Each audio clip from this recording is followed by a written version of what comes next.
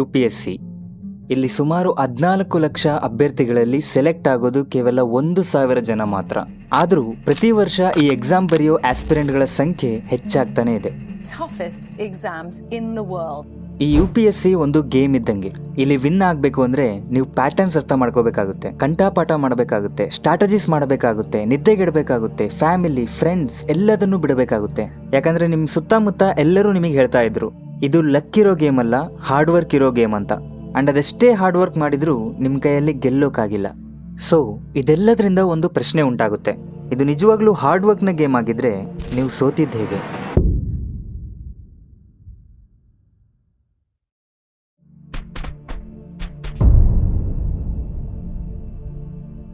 ಇವನ ಹೆಸರು ಪವನ್. ಇವನು ಕರ್ನಾಟಕದ ಶಿವಪುರ ಎಂಬ ಊರಿನವನು. UPSCಗೆ ಪ್ರಿಪೇರ್ ಆಗ್ತಿರುವಂತಹ ಒಬ್ಬ ನಾರ್ಮಲ್ ಹುಡುಗ ಈ ಪವನ್. ಇವರಪ್ಪ ಒಂದು ಸಣ್ಣ ಕಿರಾಣಿ ಅಂಗಡಿಯನ್ನು ನಡೆಸ್ಕೊಂಡಿರ್ತಾರೆ. ಇವರಿಗೆ ತಿಂಗಳಿಗೆ 20,000 ಆದಾಯ ಬರ್ತಾ ಇರುತ್ತೆ. ಇವನು ಯಾವುದೋ ಒಂದು ರ್ಯಾಂಡಮ್ ಕಾಲೇಜಿಂದ BA ಡಿಗ್ರಿಯನ್ನ ಕಂಪ್ಲೀಟ್ ಮಾಡ್ತಾನೆ. ಇವನ ಕುಟುಂಬ ಬಡತನದಿಂದ ಹೊರಗಡೆ ಬರಬೇಕು ಅಂದ್ರೆ ಅಫ್ಕೋರ್ಸ್ ಚೆನ್ನಾಗಿ ದುಡಿಬೇಕು. ಅಂಡ್ ಚೆನ್ನಾಗಿ ದುಡಿಬೇಕು ಅಂದ್ರೆ ಒಳ್ಳೆ ಜಾಬ್ಗೆ ಸೇರ್ಕೋಬೇಕು. ಇವನ ಹತ್ರ ಒಳ್ಳೆ ಸ್ಕಿಲ್ಸ್ ಇಲ್ಲ ಅಂದ್ರೆ ಯಾವ ಕಂಪನಿಗಳು ಇವನಿಗೆ ಜಾಬ್ ಕೊಡೋದಿಲ್ಲ. ಅಂಡ್ ಇವನು ಓದಿರೋ ಕಾಲೇಜ್ಗಳಲ್ಲಿ ಜಾಬ್ ಮಾಡಕ್ಕೆ ಬೇಕಾಗಿರೋ ಸ್ಕಿಲ್ಸ್ ಅನ್ನ ಕಲಿಸಿರೋದಿಲ್ಲ. ಅದಕ್ಕಾಗಿ ಇದೆಲ್ಲದನ್ನ ಬಿಟ್ಟು ಗೌರ್ಮೆಂಟ್ ಜಾಬ್ಗೆ ಟ್ರೈ ಮಾಡಬೇಕು ಅಂತ ಯೋಚನೆ ಮಾಡ್ತಾನೆ. ಕೊನೆಗೆ IAS ಆಗಬೇಕು ಅಂತ ಡಿಸೈಡ್ ಆಗ್ತಾನೆ.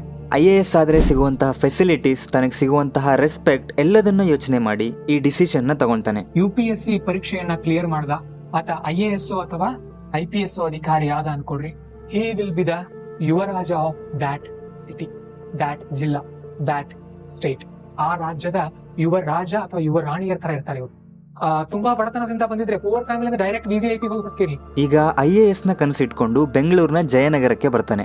ಒಂದು ಕೋಚಿಂಗ್ ಸೆಂಟರ್ಗೆ ಜಾಯ್ನ್ ಆಗ್ತಾನೆ. ಇಲ್ಲಿ ಕೋಚಿಂಗ್ ಫೀಸ್ 2 ಲಕ್ಷ. ಇನ್ನು ರೂಮು, ರೆಂಟು, ಊಟಕ್ಕೆಲ್ಲ ಇನ್ನೊಂದು 10-15 ಸಾವಿರ ಖರ್ಚಾಗುತ್ತೆ. ಪವನ್ ಅವರ ಅಪ್ಪ ಅವರ ಲೈಫ್ ಸೇವಿಂಗ್ಸ್ ನೆಲ್ಲ ತೆಗೆದು ಎಲ್ಲಾ ಅಮೌಂಟ್ ಅನ್ನು ಪವನ್ ಮೇಲೆ ಇನ್ವೆಸ್ಟ್ ಮಾಡ್ತಾರೆ. ತಮ್ಮ ಹತ್ರ ಇರುವಂತಹ ಗೋಲ್ಡ್ ಅನ್ನ ಮಾರ್ತಾರೆ, ಸೈಟ್ ಅನ್ನ ಮಾರ್ತಾರೆ, ಲೋನ್ ತಗೋತಾರೆ. ಯಾಕಂದ್ರೆ ತನ್ನ ಮಗ IAS ಆಗ್ತಾನೆ ಅನ್ನೋ ಒಂದು ಆಸೆ.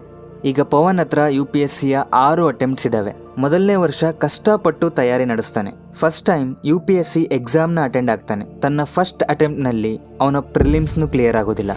ರಿಸಲ್ಟ್ ನೋಡಿ ಸ್ವಲ್ಪ ಅವನಿಗೆ ಬೇಜಾರಾಗುತ್ತೆ.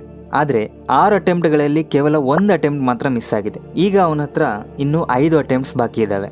2022ರಲ್ಲಿ ಸುಮಾರು 11 ಲಕ್ಷ ಆಸ್ಪಿರೆಂಟ್ಸ್ UPSC ಎಕ್ಸಾಮ್ನ ಬರೀತಾರೆ. ಅದರಲ್ಲಿ 13,000 ಜನ ಪ್ರಿಲಿಮ್ಸ್ ಪಾಸ್ ಆಗ್ತಾರೆ. 2,500 ಜನ ಮೇನ್ಸ್ನ ಕ್ಲಿಯರ್ ಮಾಡ್ತಾರೆ. ಫೈನಲಿ ಕೇವಲ 900 ಜನ ಮಾತ್ರ ಸೆಲೆಕ್ಟ್ ಆಗ್ತಾರೆ. ಇಲ್ಲಿ ಪಾಸಿಂಗ್ ರೇಟ್ ಎಷ್ಟು ಗೊತ್ತಾ?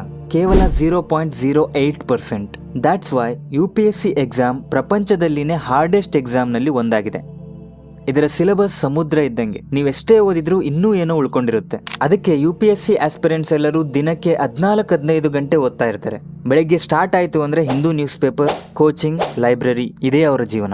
ಇರೋದು ಒಂದೇ ಕನಸು, ಪೇಪರ್ ಕ್ಲಿಯರ್ ಮಾಡಬೇಕು, IAS ಆಗಬೇಕು. ಇದೇ ಕನಸನ್ನ ಇಟ್ಕೊಂಡು ಪವನ್ ಇನ್ನೂ 3 ಅಟೆಂಪ್ಟ್ಸ್ನ ಕಂಟಿನ್ಯೂ ಮಾಡ್ತಾನೆ. But no use. 4 ವರ್ಷ ಕಂಟಿನ್ಯೂಸ್ ಆಗಿ ಫೇಲ್ ಆಗ್ತಾನೆ ಇರ್ತಾನೆ. ಇವನು ಆ 4ನೇ ಅಟೆಂಪ್ಟ್ನಲ್ಲಿ ಪ್ರಿಲಿಮ್ಸ್ ಕ್ಲಿಯರ್ ಮಾಡ್ತಾನೆ, ಆದರೆ ಮೇನ್ಸ್ನಲ್ಲಿ ಫೇಲ್ ಆಗ್ತಾನೆ. ಅವನಿಗೀಗ ಇನ್ನೂ ಬೇಜಾರಾಗುತ್ತೆ. ಆದರೆ ಅವನು ಇಲ್ಲಿಗೆ ಕ್ವಿಟ್ ಮಾಡೋದಿಲ್ಲ. ಯಾಕಂದ್ರೆ ಎಲ್ಲೋ ಒಂದ್ ಕಡೆ ಅವನಿಗೆ ಒಂದು ಹೋಪ್ ಇರುತ್ತೆ. ಜಸ್ಟ್ 4 ಮಾರ್ಕ್ಸ್ ಅಲ್ಲಿ ಮೇನ್ಸ್ ಕ್ಲಿಯರ್ ಆಗಿಲ್ಲ ಅಷ್ಟೇ. ನೆಕ್ಸ್ಟ್ ಅಟೆಂಪ್ಟ್ ನಲ್ಲಿ ನಾನು ಕ್ಲಿಯರ್ ಮಾಡೇ ಮಾಡ್ತೀನಿ ಅಂತ ಯೋಚನೆ ಮಾಡ್ತಾನೆ. ಅಂಡ್ ಅವನು ಸಕ್ಸಸ್ ಆಗೋದು ಅವನ ಕಣ್ಮುಂದೆ ಕಾಣ್ತಾ ಇರುತ್ತೆ. ಪವನ್ ಈ ಸಕ್ಸಸ್ ನ ದಾರಿಯಲ್ಲಿ ಆಲ್ರೆಡಿ ಅರ್ಧ ದಾರಿಗೆ ಬಂದು ನಿಂತಿರ್ತಾನೆ. ಸೊ ಈ ದಾರಿಯನ್ನ ಅರ್ಧಕ್ಕೆ ಬಿಟ್ಕೊಡೋಕಾಗದೆ ತನ್ನ ಪ್ರಿಪರೇಷನ್ ನ ಇನ್ನೊಂದು ವರ್ಷಕ್ಕೆ ಕಂಟಿನ್ಯೂ ಮಾಡ್ತಾನೆ. ಇದನ್ನ ಕಂಟಿನ್ಯೂ ಮಾಡಿ 5th ಅಟೆಂಪ್ಟ್ ಮಾಡ್ತಾನೆ. Then result.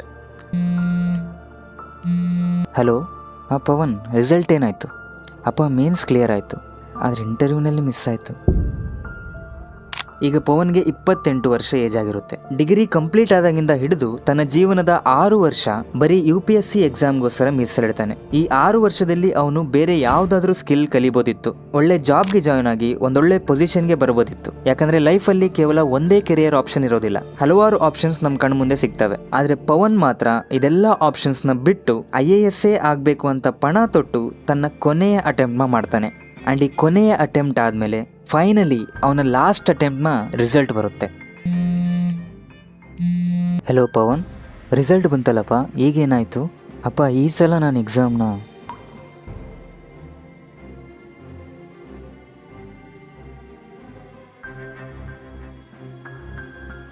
ಈ ವಿಡಿಯೋ ನಿಮಗೆ ಇಷ್ಟ ಆಗಿದ್ರೆ ಒಂದು ಲೈಕ್ ಮಾಡಿ ಆ್ಯಂಡ್ ಚಾನಲ್ನ ಸಬ್ಸ್ಕ್ರೈಬ್ ಮಾಡ್ಕೊಳ್ಳಿ. We will meet in the next video. Thank you.